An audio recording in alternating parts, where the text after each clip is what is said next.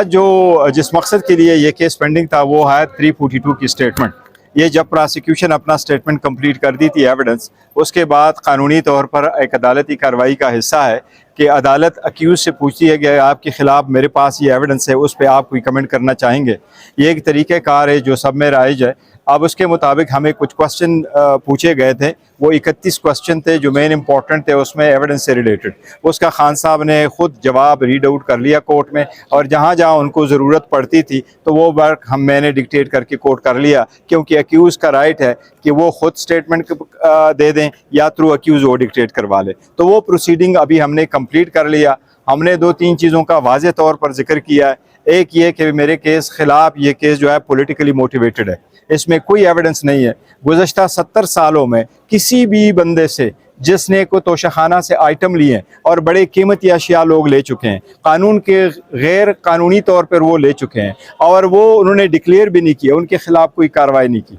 इसके ख़िलाफ़ हमारे साथ जो डिस्क्रिमिनेशन किया गया है, हमने उसका तज़किरा किया। हमारे ख़िलाफ़ जो 2 इल्ज़ामात है कि हमने अपना रिकॉर्ड में इसका तज़किरा नहीं किया, उस पे हमने तज़किरा ज़िक्र ज़रूर किया है कि हम सारा रिकॉर्ड कानूनी आईनी तरीके से जो रिक्वायरमेंट है उसके मुताबिक हम डिक्लेयर कर चुके थे।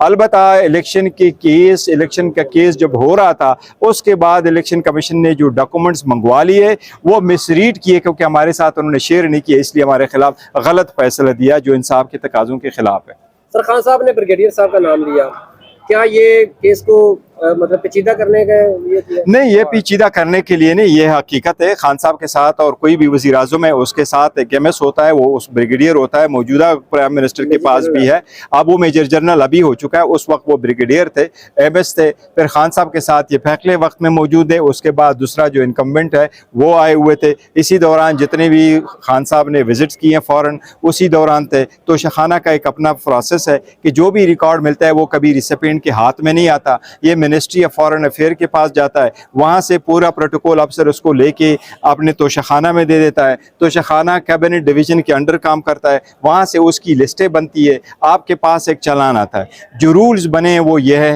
कि जिसके नाम रिसिपिएंट के नाम तोशाखाना कोई गिफ्ट किसी फॉरेन डिग्निटरी ने दिया हो, ये गिफ्ट उसी का होता है जिसको दिया गया है। अगर वो उसकी वैल्यू देता है 20 या 50%, वो उसको रख लेता है, लेकिन अगर वो नहीं रखना चाहता है, ये तोशाखाना में जाता है, ये तोशाखाना से कोई और नहीं ले सकता। तो वो हमने एक्सप्लेन किया है, उसका तज़किरा आया with respect to sale of one item.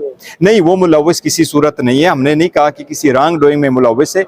हमने कहना यह था कि वो जो गिफ्ट जिसका ये जिक्र कर रहे हैं, हमने कहा कि वो जो मेरा मिलिट्री सेक्रेटरी है वो उस वक्त का नाम हमने दिया है कि आप चाहें तो उसको कोर्ट विटनेस बुलाएं, उसके थ्रू बेचे गए और इतनी अमाउंट पे बेचे गए और इतनी अमाउंट रखी गई। एक वो कोर्ट विटनेस है, कोर्ट विटनेस कोर्ट का सवाबदीद है। और अली साहब ये कहिएगा कि अब जब खान साहब ने बयान रिकॉर्ड करवा दिया है तोशाखाना केस में, व्हाट नेक्स्ट, क्या होगा नेक्स्ट, क्या होने जा रहे हैं? कानून के मुताबिक इसमें हमारे गवाह आएंगे। आज मैंने अदालत से रिक्वेस्ट किए थे, 500 पेजेस का डॉक्यूमेंट है, रात को भी बड़े देर तक हम ये डॉक्यूमेंट्स जवाब तैयार करते रहे। तो अदालत से हमने रिक्वेस्ट की कि हमें 1 दिन का टाइम दे ताकि उस डॉक्यूमेंट्स को हम दोबारा देख लें और उसकी लाइट में डिसाइड करें कौन कौन से गवाह हैं। तो हमारे गवाह भी आएंगे, टैक्स रिटर्न वाले भी आएंगे, जो स्टेटमेंट प्रिपेयर हुआ वो भी आएंगे, बैंक वाले भी आएंगे, हमारे पॉलिटिकल जो हमारे साथ विक्टिमाइजेशन हमारी हुई उस रिलेशन में भी लेके आएंगे। फिर हम कोर्ट को दरख्वास्त देंगे। उम्मीद है कि हम जो कोर्ट विटनेसेस है उनको भी कुछ बुलाया जाए ताकि रिकॉर्ड आ जाए।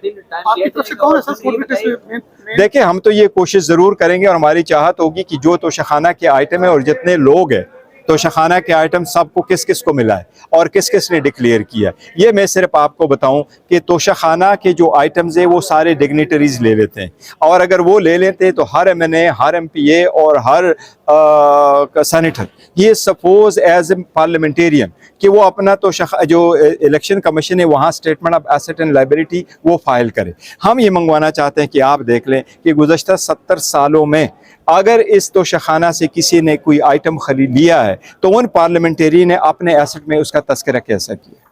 अगर खान साहब को नायल कर दिया जाता है तो क्या रेमेडी है आपके पास, कहाँ जाएंगे, कौन सा अदालत का दरवाजा खटखटाएंगे आप उसके बाद? That is a tough question, but इंशाल्लाह नाहल नहीं होंगे, हमें उम्मीद है। उम्मीद हमने आज तो हमारे राइट्स बड़े वायलेट हो रहे हैं, लेकिन उम्मीद है फिर भी हम उम्मीद लगाए बैठे इंशाल्लाह के नाहल नहीं होंगे।